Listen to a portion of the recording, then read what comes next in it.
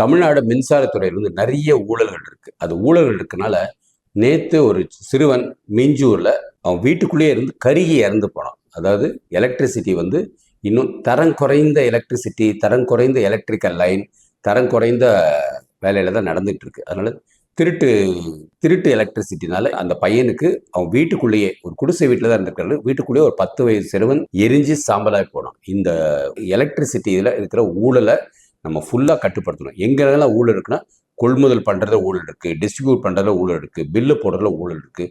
இது எல்லாமே வந்து ஒரு 30லேருந்து 40% வந்து காலி ஆகிடுது. ஸோ இந்த 30-40% எப்படி வந்து சேமிக்க முடியும்? அது வந்து உண்மையாகவே ஒரு சிஸ்டம் கரெக்ஷனாக கொண்டு வரணும். சிஸ்டம் கரெக்ஷனா என்ன?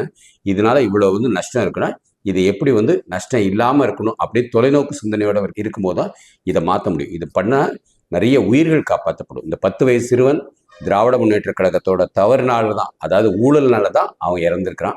இந்த மாதிரி உள்ள இறப்புகள் வந்து மிக மிக கவலை தந்துட்டு இருக்கு. திராவிட மாடலை தூக்கி எறிய வேண்டிய காலகட்டம் வந்துருச்சு. வாழ்க பாரதம், வளர்க தமிழ், ஒளிரட்டும் தமிழகம்.